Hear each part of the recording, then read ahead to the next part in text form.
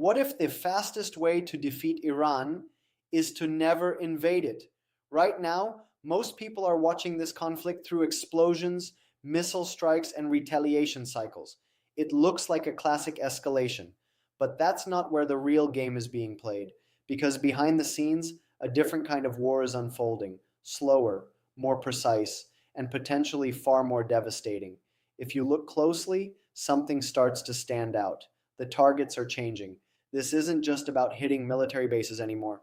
It's about something deeper: industrial infrastructure, metallurgical plants, production facilities. At first glance, that might seem secondary, but it's not, because Iran's real strength doesn't come from the missiles it has today. It comes from its ability to keep producing them tomorrow. Every drone, every ballistic missile, every piece of military hardware begins in a factory. Steel has to be processed, components have to be manufactured, systems have to be assembled, and that entire chain depends on heavy industry. So when those facilities are hit, the impact isn't immediate. There's no dramatic explosion that ends the war overnight. Instead, something more dangerous begins: delays, shortages, bottlenecks. At first, everything keeps moving. Iran absorbs the damage, it adapts, it reroutes, but then slowly, production starts to slip. Maintenance cycles get longer, replacement parts become harder to find, output decreases almost invisibly, and that's the key. Because this strategy isn't about shock, it's about erosion. You're not trying to destroy Iran's military in one strike. You're trying to make it harder day by day for Iran to sustain itself. And once that process starts, it becomes incredibly difficult to reverse, because rebuilding industrial capacity under constant pressure is not just expensive, it's slow, painfully slow. But external pressure alone isn't enough to break a system like Iran's. You need something else, something internal. There's a fault line inside Iran that has existed for decades, quiet but persistent: the Kurdish regions.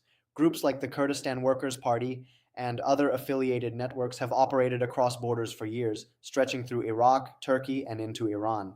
Most of the time, they are contained, managed, suppressed just enough to prevent escalation. But that balance depends on stability, and stability is exactly what begins to crack when external pressure increases. Now imagine this scenario. Iran is already dealing with industrial disruption. Its production capacity is under strain. Resources are being redirected. Attention is focused outward. At the same time, internal tensions begin to rise. Not a full-scale uprising. That's not necessary. Just enough instability to force a response. Just enough pressure to require troop movement. Because here's the critical detail. Iran's defensive doctrine relies heavily on hardened positions, underground facilities, bunkers, dispersed assets designed to survive airstrikes. These systems are incredibly effective, as long as they remain static. But the moment forces need to move, everything changes. Units leave protected positions, supply lines activate, communications increase, and suddenly, what was hidden becomes visible, trackable, targetable, vulnerable. That's the real objective. Not just to weaken Iran externally, but to force it to expose itself internally, because a bunker only protects you if you can stay inside it. Now, while all of this is happening, there's another dimension to this strategy, one that could have global consequences: the Strait of Hormuz. This narrow stretch of water is one of the most important energy arteries in the world. Around 20% of global oil flows through it, and Iran has built its entire deterrence strategy around this fact. If threatened, it can disrupt the strait, not by controlling it completely, but by making it too dangerous to use. Mines, fast attack boats, coastal missile systems. The goal is simple: raise the risk high enough, and global shipping hesitates. Oil prices spike, markets react, pressure builds. But what if that leverage could be reduced without attacking Iran directly? Look at the geography of the strait. There are key islands positioned right at its center: Abu Musa, Greater Tunb, Lesser Tunb, small pieces of land. But strategically, they are incredibly valuable.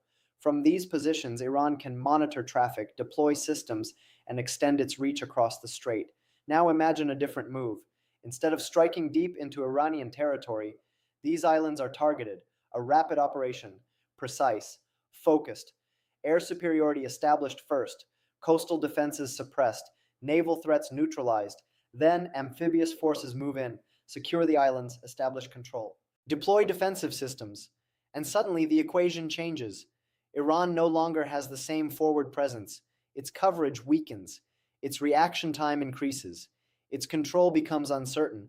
And perhaps most importantly, the perception of dominance begins to crack. But here's where things get complicated. Taking those islands is one thing, holding them is another, because once they are occupied, they become permanent targets. Iran wouldn't need to launch a full-scale counterattack. It could respond asymmetrically. Swarm tactics, missile strikes, proxy operations across the region, and this is where sustainability becomes the real question. Maintaining control would require constant naval presence, continuous air defense, a steady flow of logistics and reinforcements. The United States Navy and the United States Marine Corps are capable of executing such an operation. Carrier strike groups, amphibious ready groups, advanced missile defense systems. All the tools are there, but tools are not the same as strategy, because even a successful operation creates a long-term commitment, and in a region like this, long-term commitments are never simple. Still, there's something important to understand.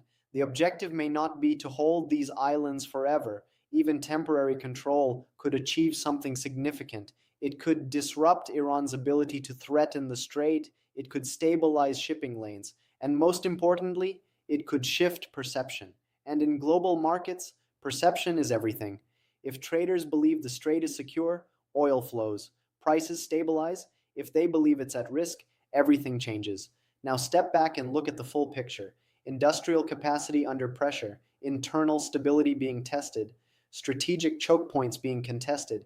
None of these actions alone would be decisive, but together they create a system under strain from every direction. Iran is forced to make choices. Make where to allocate resources, what to protect, what to sacrifice. And over time, those choices begin to shape outcomes, because modern warfare is no longer just about destroying your enemy. It's about controlling the environment they operate in, controlling their production, controlling their movement, controlling their options.